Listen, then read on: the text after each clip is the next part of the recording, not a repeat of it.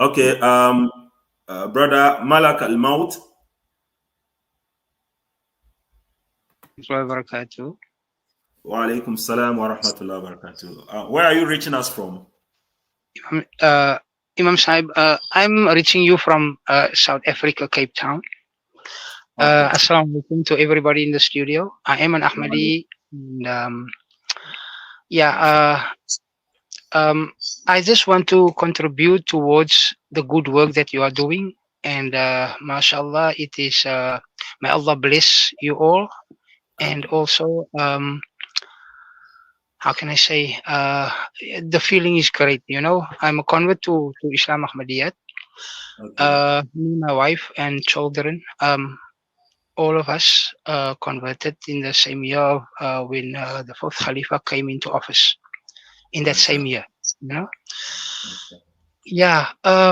But nonetheless, on the topic that you are talking, that you are discussing tonight about why the non-Ahmadi Muslims believe that it's all about Isa, and after Isa come back and after he die, when he comes back, then the Jews will believe in him and so on and so on. It was proven enough. There's enough proof, concrete proof that they are in error. But it is about the Jews themselves. Alhamdulillah. And also, what I want to stress about is I don't know if you will allow me, but what bothers me on the other hand is also they believe that Hazrat Isa alayhi salam left the earth when he was taken up, according to the verse of Quran that they are quoting, Parafa'Allahu ilayh, um, that he left as he the way he lived and in the fashion he lived, he will return. Now, if his return is where Holy Prophet Sallallahu Alaihi Wasallam explained about the coming of Isa, um, on the wearing two yellow garments or two yellow sheets. Now, did he? If they understood about, do they understand the two yellow sheets? What is the interpretation about the two yellow sheets, and why specific two yellow sheets? And as well as, did he lift the earth with two yellow sheets? Because I found it very strange that they um, criticize the Prophet Sallallahu on his illnesses. And like Dawa, Adnan Rashid have mentioned that the Messiah of the Isa ibn Maryam, Rasulullah ila Bani Israel, he cured people with illnesses, literally. And if Hadrat Mirza Ghulam Ahmad alayhi salam is that Isa, um, representing, the metaphorical Isa, then he should also be able to cure people. But then why couldn't he cure himself? So what is it that they really expect? Because Holy Prophet Sallallahu Yes, says that he specifically says that he will return wearing two yellow sheets, or which they can also describe as two yellow garments. So if you your brothers can maybe just give a brief or some explanation pertaining the okay. two yellow garments. Jazakumullah. Okay, Jazakumullah. Okay, so Dr. Saab, you will come in with his answer to his question first, and then Movi Saab will also come in. Okay. Jazakumullah khaira. I know our brother wants a brief answer, even though there is a lot of answers to that. So we shall make it brief, inshallah. To start with, the hadith that speaks about the descent of Isa ibn Maryam, the Prophet was credited to have said, Bayna mahrudatayn, that Isa alayhi salatu wasalam will be sent wrapped between two red or yellow garments. Now, we know for sure that this particular statement of the Prophet sallallahu alaihi wasallam cannot be taken literally. The answer is embedded in other statements credited to Muhammad Mustafa sallallahu alaihi wasallam. He forbid us as Muslims, and he forbid himself. He forbid anyone from wearing any raiment that is dyed in either yellow color or red color. He said this is the garments for the kuffars. Now, the Prophet, in one section of the hadith, mentioned that red raiment or yellow raiment is a cloth for the kuffar. Then how come the Prophet himself again is saying that Isa والسلام, will be wrapped in the same garment that he condemned as garments of the kuffar?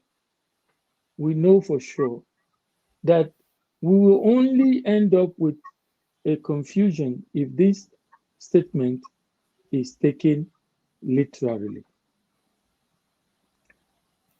If you look at Ta'tir al-Anam fi Ta'bir al-Manam by Ibn Sirin, Ta'tir al-Anam. Ta'tir al-Anam was written by Ibn Sirin.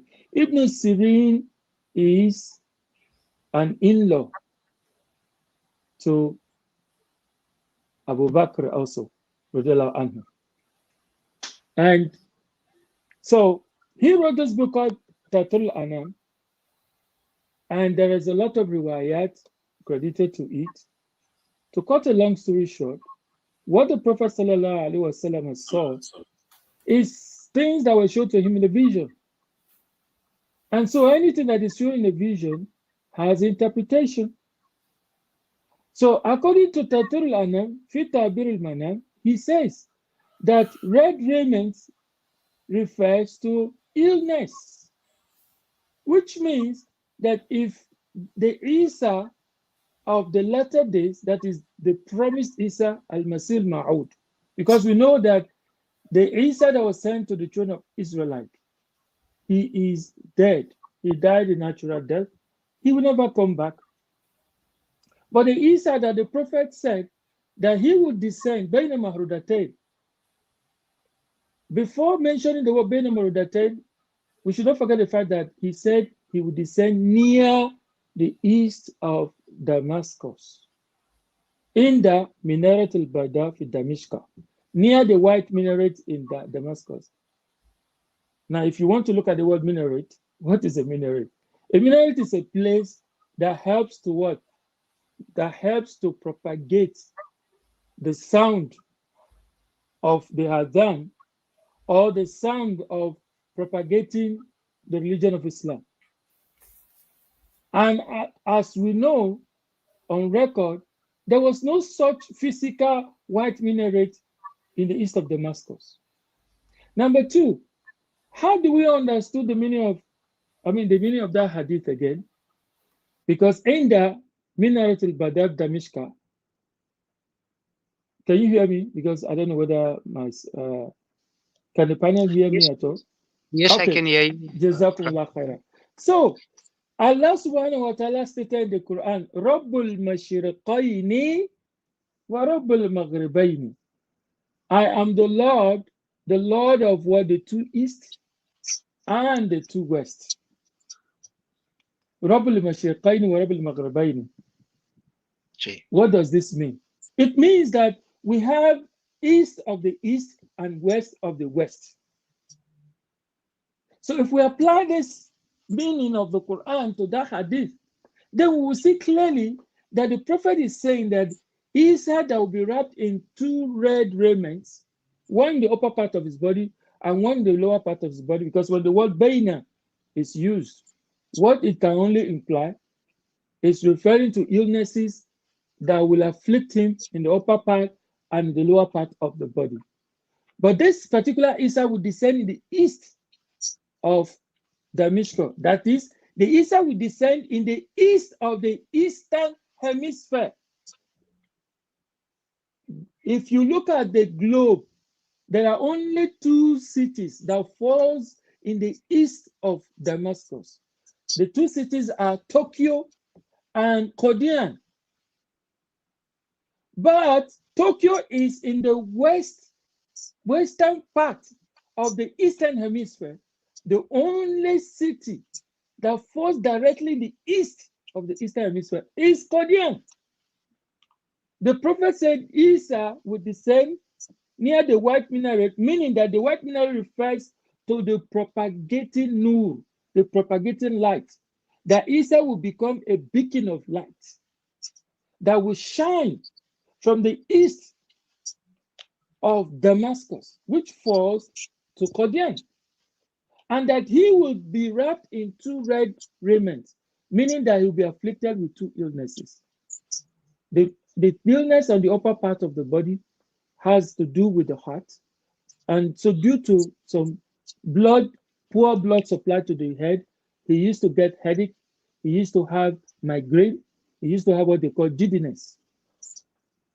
Okay? Now, having giddiness is also characteristics of people who are bestowed divine revelation. If you read about how the Prophet Muhammad Mustafa sallallahu alaihi wasallam,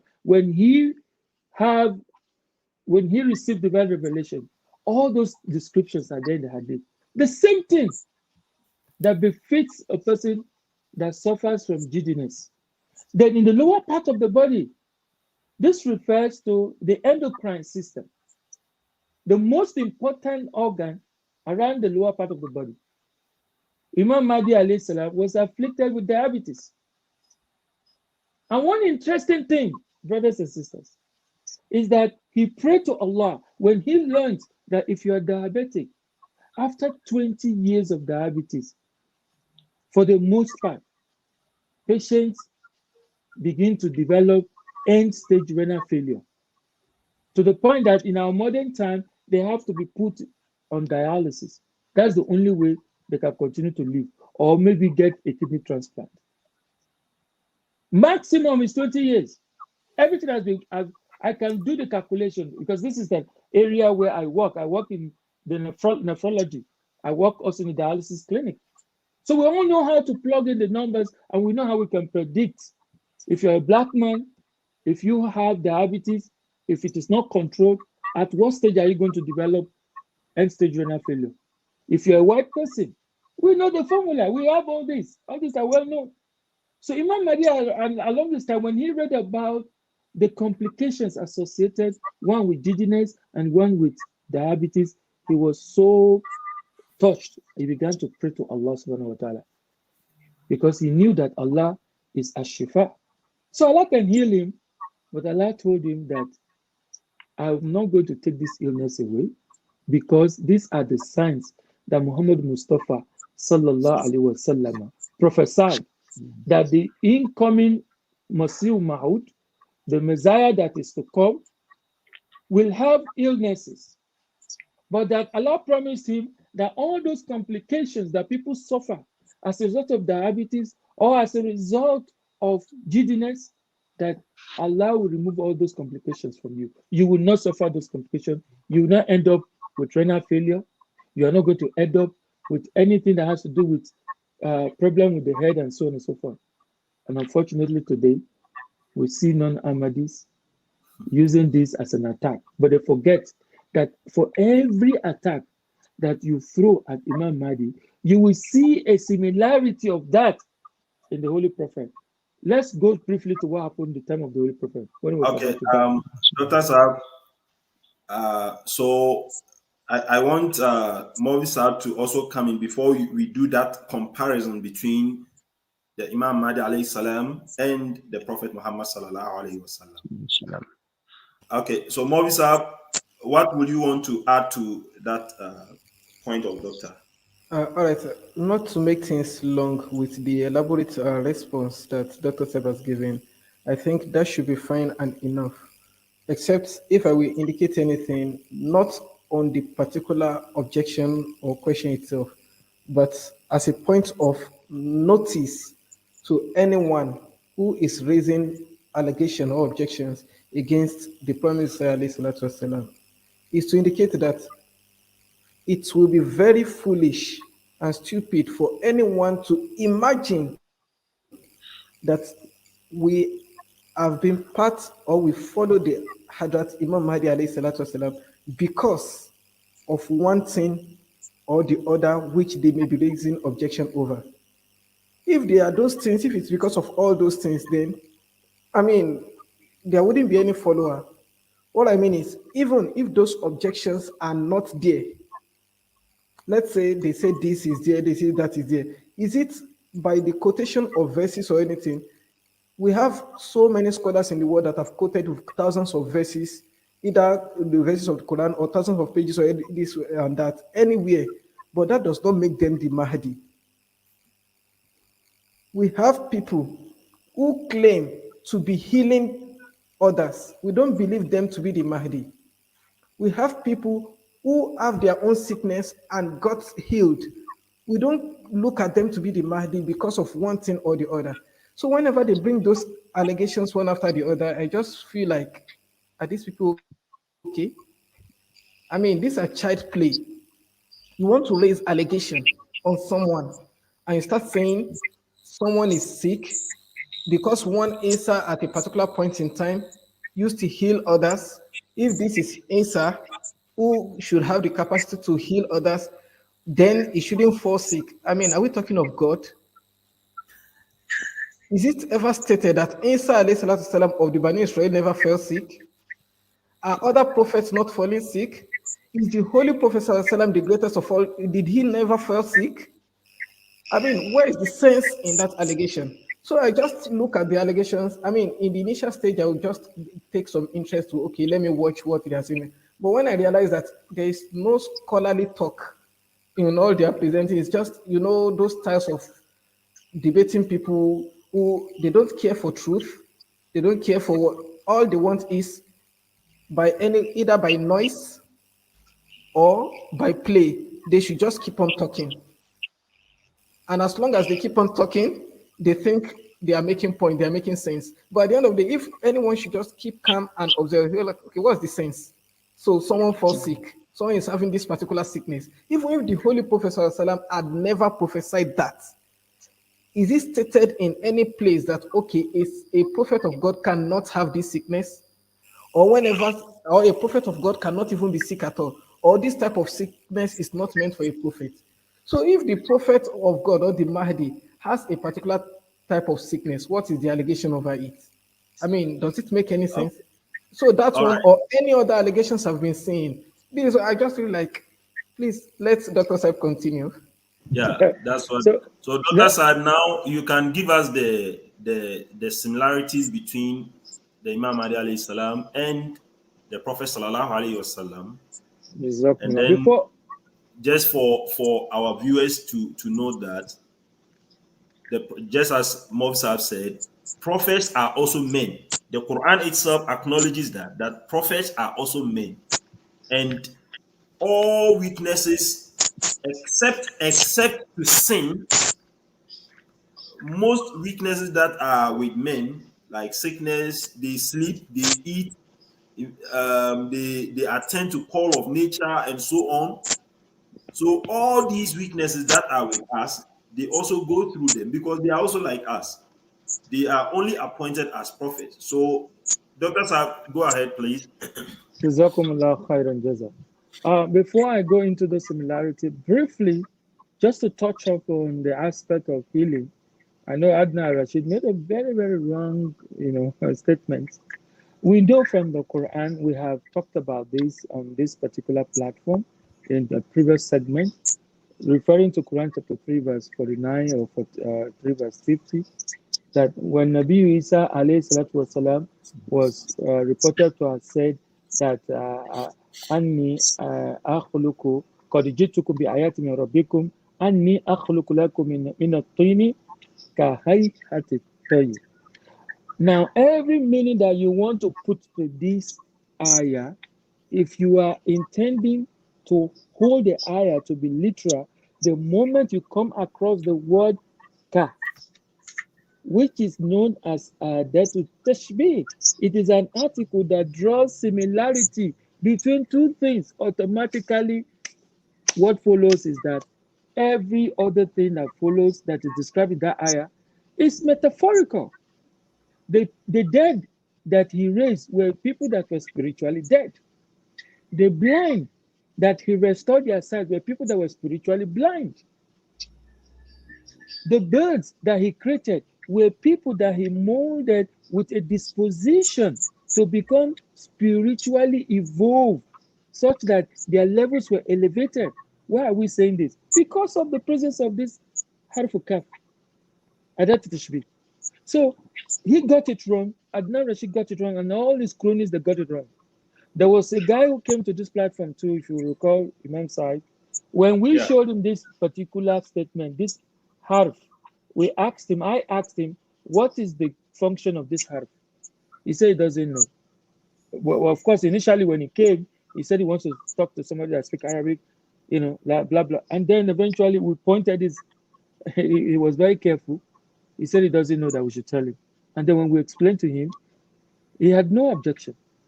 Yeah. Because unless you want to twist, the only way what they are saying is correct would be for this calf to disappear.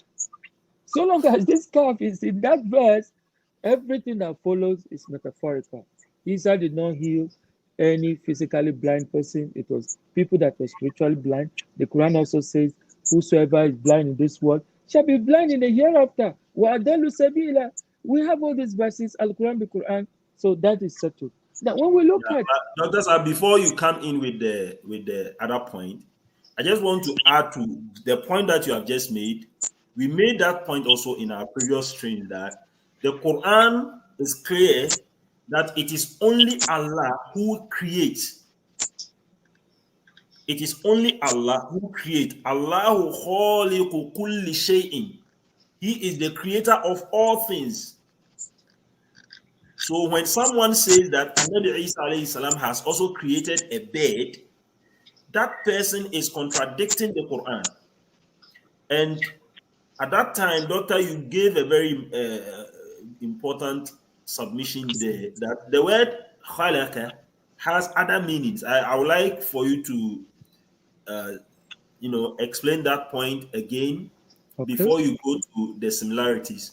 And maybe we should make a brief so that we can conclude for the others to get chance to go and sleep. But that point is very, very important for me, that our viewers to get the understanding that the Quran hasn't said Nabi Isa has created something, but the Quran is speaking about something else. Dr. Saab, go ahead. If we look at Lisan al-Arab and even look at Lane, we will see that there are up to 6 shades meaning of khalaqa. Khalaqahu, one of the meaning is to measure. Another meaning is to determine the measure or proportion of something. Another meaning is to design or to fashion or to plan. And then we also have the meaning to bring something into existence. So of all these meanings, which one shall we assign to Isa ibn Maryam? We know that according to Allah subhanahu wa ta'ala, when we talk about the idea of creation, Allah subhanahu wa ta'ala specifically stated in words that are not ambiguous, that as far as creation is concerned, measuring, determining, designing, or fashioning, Allah says, Sabbi, Isma Rabbika al-Ala. Give praise to Allah, the greatest. Isma Rabbika, the name, the attribute of thy Lord, the attribute of Rabb, Rububiyat. Allah expanded it to Alladhi Khalaqa.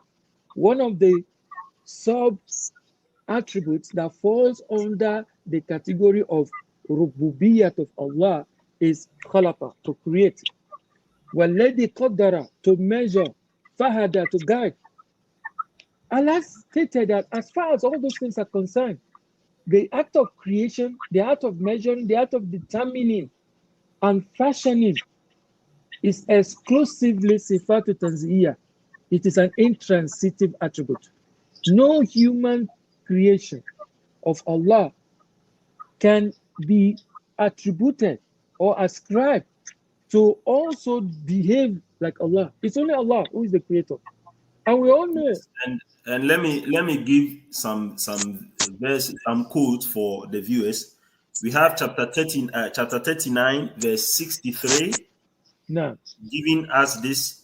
We also have chapter 6, verse 103, and chapter 13, verse 17.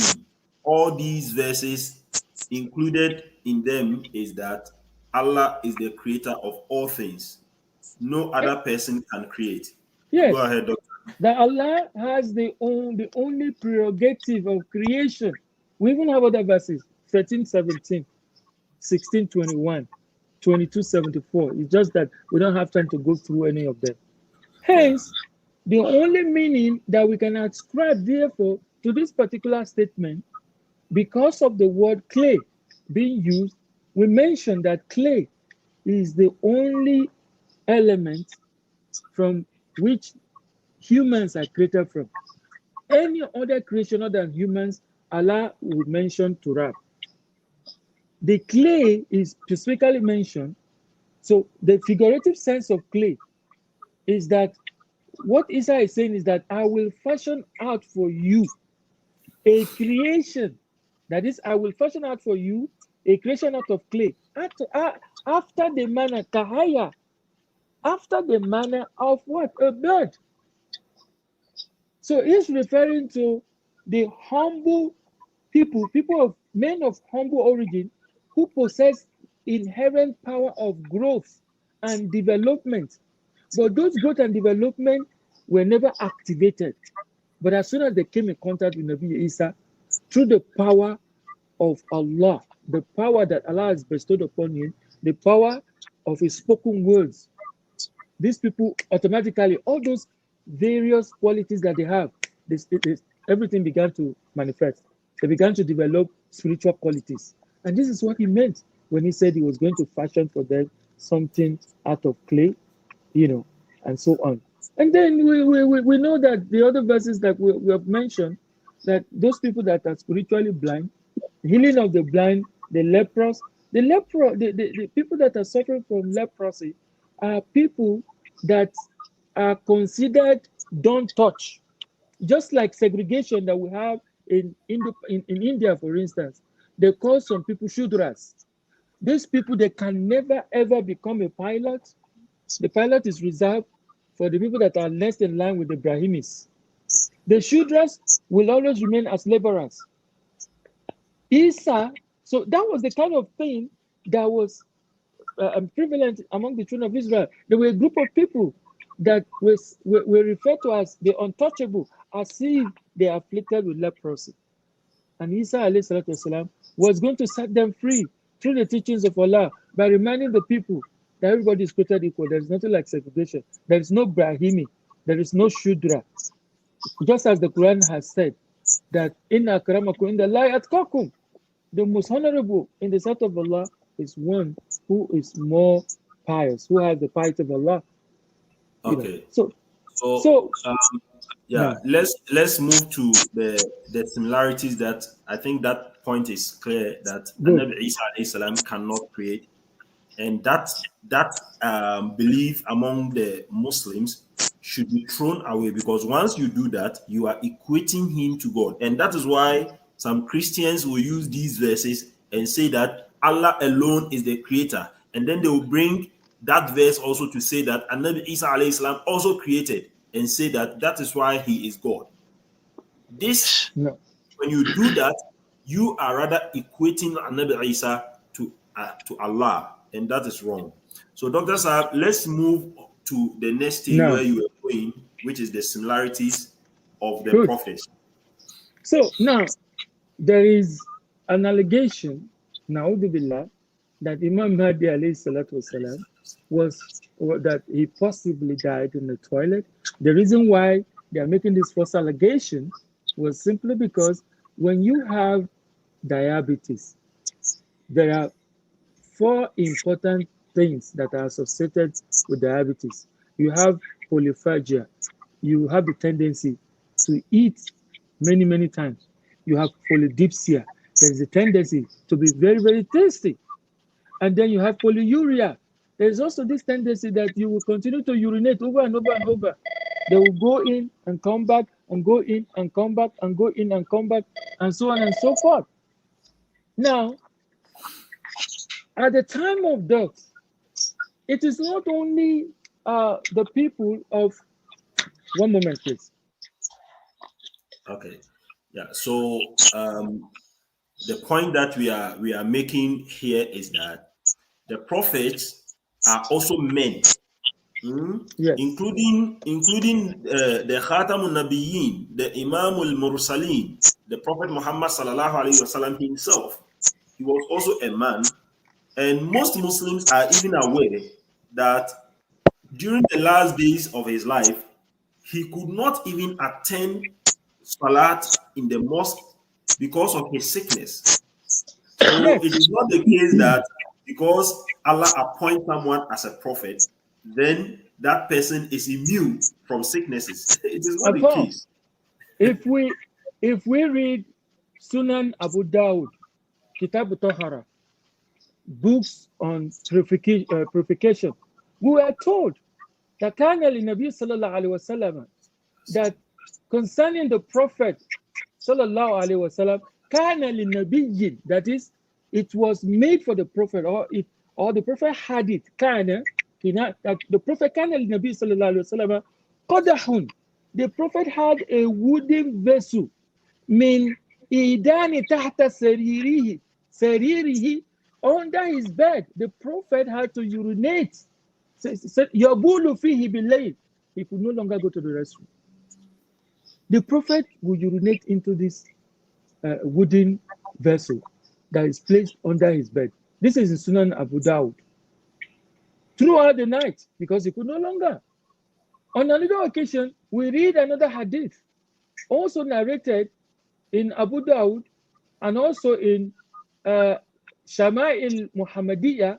You can access this in sunnah.com. Hadith number 369. We were told that Aisha radiallahu anha was the one that related this. He said that she gave support to the Holy Prophet sallallahu alaihi wasallam with her chest and even her lap, and that because the Prophet could no longer stand on his 2 legs, the Prophet asked for a container to urinate, and then when the Prophet urinated into the container, after this, the Prophet passed away. Imagine if somebody was to come up with one lie and said, "Na'udhu billah, the Prophet died in the restroom," because he could no longer go to the restroom. We see similarities in the case of Imam Mahdi at the time of death.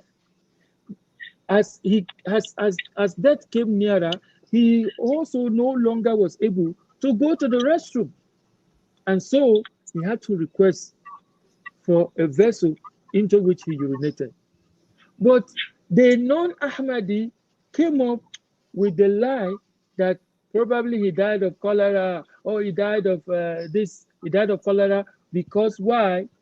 They wanted to cause confusion. They knew that the body of Imam Mahdi would be moved to Qadian to be buried. And so in order to cause confusion with the British authority, they started spreading this wrong ideology. More so, brothers and sisters, it was the time of the death of the Prophet. The Prophet told Aisha, radiallahu anha, according to the hadith that these people have documented, that they have in their coffers, that the Prophet was saying that it looks like the poison that I ate that time, it's as if now I'm feeling it, it's as if that poison is cutting my intestine. Look at how these people played into the hands of the non-Muslims. If one were to twist that, just a little point to add to the cholera issue. If he had died of any communicable disease, the authorities would not have allowed his body to be transported from where he died to where he was buried, And especially to again, the grave. yes, and again, cholera is contagious. Every Yes. of his companions would have had cholera. We know how cholera spread. It spread like bonfire. Boom, boom, boom, boom. It would spread. All the companions would have contacted it, but no other person was said to have contacted any kind of this disease. This abdominal disease that they accuse of Imam Mahdi, that Imam Mahdi had, Na'udhu Billah, he didn't have it. The only abdominal disease that he had, consistent with Baina Mahrudatain, that the hadith speaks about, being wrapped in 2 yellow raiments.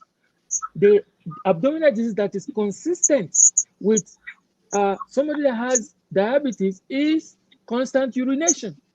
And then there's also possibility of having diarrhea because the sodium channels will become open. And we see that the Prophet mentioned something about abdominal disease towards the end of his death. Finally, I will wrap it up. Even, let's say, for the sake of argument, if we were to take the stupid idea or notion of these people who think that he died of cholera, again, the hadith knocks them out. Because according to the messenger of Allah, the messenger of Allah in Kitab al-Fitan, the Prophet was reported to have said that there are groups of people that if they die, they'll be considered shuhada in the sight of Allah. They'll be considered to have died in matara. And who are those people? He said, Ashuhadau khamsatu al-matu'un. Those who die of what? Plague. Number 2, he said, Walimabutun. Those who died of abdominal disease. Wal-ghariqa. Those who died of getting drowned, or those who died when they fall from a building and so on. Wasahib al-hadmi. Those who have martyred in the cause of Allah. Washuhada fi sabilillah, and those who died in the cause of Allah. All these are the 5 people that the Prophet said that they are martyred. Look at how these people argue. They forget that even a saying of the Prophet contradicts their false position. That even if we were to take it for the sake of an argument, even the hadith contradicts them that if that was the case, Imam Mahdi died in martyr. But we know that he didn't die of a cholera. Finally, brothers and sisters, during the time of the death of the Prophet, because Imam Mahdi had giddiness, the illness in the upper part of the body, when there's poor circulation of blood to the brain, sometimes you tend to have delirium, confusion, migraine, and so on and so forth. At his sick bed, he had a little bit of confusion, not because of any kind of affliction from Allah, but because Allah is taking the soul. The Prophet, sallallahu alaihi wasallam, it is also mentioned that during the time of his death, kana yukhayyalu ilayhi or yukhayyalu ilayhi annahu sana'a shay'an wa lam yasna'hu. The Prophet became confused, thinking that he had done something, but he has never done it. When somebody has malaria in Africa too, they call it malaria psychosis. Why is that so? Because falciparum, the parasite, had gone into the brain. It's not that the person is actually psychotic, but it has messed up the sugar level in the brain, because this one feels a lot on sugar. So when the brain is hypoglycemic, the hippocampus, which is the center that processes information, is already impaired. And so the final product of the information will be confusion, and the person will be speaking as if, same thing if somebody has what we known as uremia as a result of kidney failure. It's called uremic encephalopathy. The urea goes into the brain swells as like a bread that falls into water. Now there is no space in the brain. The brain is encased by the bones of the head. The only space that you have in the brain is the foramen magnum, which is through the neck. So guess what? Because of the swelling of the brain, the patient exhibit delirium. They exhibit confusion. They are so slow. They are lethargic. When you dialyze them, they return back to normal. But if you don't dialyze them, guess what's going to happen? The pressure that builds up in the brain will crush the brain through the only hole which is downside. The only hole is the foramen magnum. The brain crushes the pressure crushes the brain through that hole, and the person dies automatically. Now, all these things that they accuse the Prophet, Imam Mahdi, Sahih Bukhari, Kitab al-Jizya, who is there? That they say he is confused, like Adnan, he says he's confused because he has this giddiness. What about the Prophet who said, Kana yukhayyalu ilayhi annahu sana'a shay'an wa lam yasna'hu? The Prophet is confused that he is thinking he did something, but he didn't do it. Because this is the time of death. إِذَا بَلَغَتِ التَّرَاقِي, when the time of death draws near. وَقِيلَ مَنْ رَاقَ, the Quran says, Allah will say, مَنْ رَاقَ, who is the raqib, who is the doctor, who can do the ruqyah? Why? Because وَقِيلَ مَنْ رَاقَ فَأَنَّهُ الْفِرَاقَ, the soul that is dying suddenly realizes that the time of separation has come. And then gradually you see the movement. And by the time all these things are going on, the brain is tossed into a state of inertia because there is a powerful force that has overcome the body, the force that is pulling the soul out of the body. And then somebody will now use this as an evidence that the person is not a true prophet of Allah. Does this make Muhammad sallallahu alaihi wasallam a false prophet of Allah? No, but And these people, how do they even know how they are going to die? Let me end this, brother. Taqi Usmani was one of those, a bitter opponent of Imam Mahdi. But if you read the account of how he died, I don't even want to go into it. It's very, very sad. He died a very painful death, to the point that it was recorded that the bodies were falling apart. He was also afflicted with diabetes, but it was so terrible that, and let me just leave it there. This is one of the bitterest opponents of Imam Mahdi. The truth is that those accusations or allegations on Imam Mahdi alayhi salam will be taken by Christians and other non-Muslims and used against the Prophet Muhammad sallallahu alaihi wasallam. And that is what makes we Ahmadi Muslims, that is what makes us sad. Because we don't see this as a problem. We see that the Prophet, they are not God. It is only God who is immune on, all these weaknesses that we are talking about. And if we accept that the prophets are human, then why should he even talk about he was sick here, he was sick there, and so on? It doesn't make sense at all. All right, so because of the time, we will give Mahdi Sahib, maybe Quran Sahib, will you want to say something in a few minutes before Mahdi Sahib comes in? Imam Sahib, can I just mention something? It's also related to yellow, the color yellow.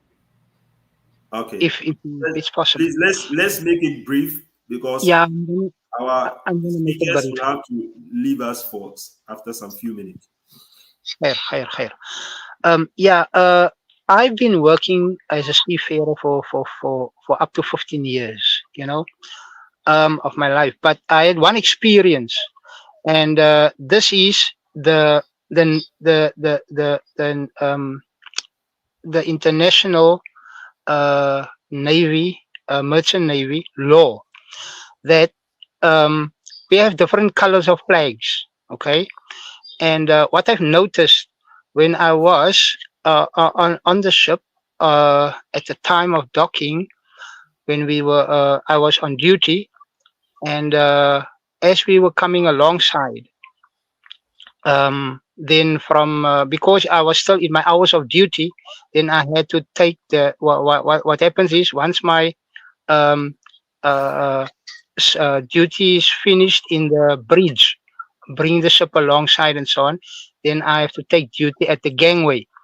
Now what happened was, it was in Nigeria or Ghana, I think. I'm not 100% sure now. I'm speaking on correction. It was one of those two ports when we came alongside.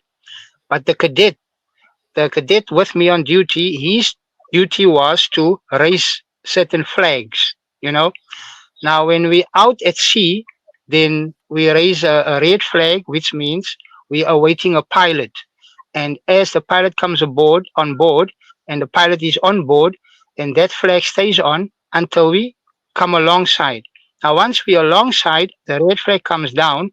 I mean, coming alongside, the red flag comes down, and then the ports, the country's flag goes up, the ship's flag goes up, and where the ship, the country that the ship is, the company flag, and the country from the where the ship is coming from, goes up, and then but the cadet made a mistake, and he raised a yellow flag as well, but nobody noticed. But when we come alongside, then I'm at the gangway and I was lowering the gangway onto the quay. And immediately the port authorities came out. And when the port authorities came out, they came out with the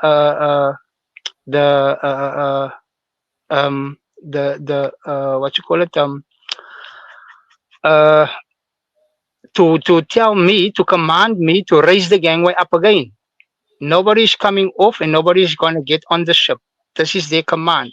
And then I asked why. And so they showed to the bridge, on top of the bridge. They showed, you have a yellow flag, and what are you doing alongside with a yellow flag? And that is when I reported to the chief officer. The chief officer was asking me also what was wrong. I said, Chief, there's a yellow flag there. Tell the cadet he must take it off because we're in trouble now. Now, the reason for this is because when the ship comes in with a yellow flag, then it means by law that that ship is infected with either a transmitted disease or there's some plague on that ship or something. You understand? And that ship cannot be allowed in a port. This is what I'm trying to say. The color yellow, even the British law, marine law, or the international marine law indicates yellow to be disease, infected, or some sickness. So All this right. is just my point that I want to make, and this is what I have learned because Yeah. I was a seafarer. So Jazakallah. I would like you to come join us next week. Ji, Next alhamdulillah. week, inshallah, we shall talk about a brother joined us, Yoji Boji. He was asking us questions, which it looks like he wants to direct us into the Bible. So we might take that part for some few minutes, and then we can also take this part up and respond to directly to it. So inshallah, you can join us next week, and I will really appreciate if you raise this point again. We would also go into the interpretation of dreams, what it means, what righteous interpreters of dreams have said about the color yellow in dream. We will go into all of those interpretation, inshallah. Before I Ameen. go to Movisa, just give me one minute. Quran sir, Shah sir, Assalamu alaikum. How are you? Wa alaikum assalam wa rahmatullahi wa barakatuhu. Can you hear me? Yes, very clear. Ji, assalamu alaikum. So I just want to say, I mentioned this before, our opponents, they have made up their own rules, their own ideas, their own interpretations, and they live in this mutashabihat. They live in the world of, we actually want to see it with our own eyes. You know how the kuffar used to say. And so they have developed into something that's far worse than what it used to be, especially now that science has progressed. They should start thinking of istiara, of how these metaphors work. And one of the things I always ask them, and I think you mentioned it earlier, Bismillah ar-Rahman ar-Rahim, وَإِذْ قَالَ يُوسُفُ لِأَبِيهِ يَا أَبَتِ إِنِّي رَأَيْتُ أَحَدَ عَشَرَ كَوْكَبًا وَالشَّمْسَ وَالْقَمَرَ رَأَيْتُهُمْ لِي سَاجِدِينَ. That Yusuf said to his father, Yusuf alayhi salam said to his father, that, oh my father, I saw a dream, and I saw the sun and the stars, moon and the stars are bowing to me. So we always ask them, okay, then show us how this actually happened. And so that's the first thing, is that these people, they have been brainwashed. And actually, I was watching something earlier. They are the ulema. The ulema are deceiving the amatun nas, the regular Muslims. They're deceiving them. the ulama who are supposed to be the ulul ilmi qa'iman bil qist, they're supposed to be the people of knowledge, but they're, instead of giving the knowledge, they're giving falsehood, because they cannot stand against the Prophet of God, which is the promised Messiah al-Islam. The ulul ilmi qa'iman bil qist, they can't stand against the Prophet of God. The prophets of God are the hakam, they are the adlan. So I just want to say this. In any case, mashallah, your program is excellent. Inshallah, we'll continue to watch it. I enjoy it every single time I see you. Jazakumullah khair. Assalamu alaikum. Jazakumullah, Khurram Shah Sahab. So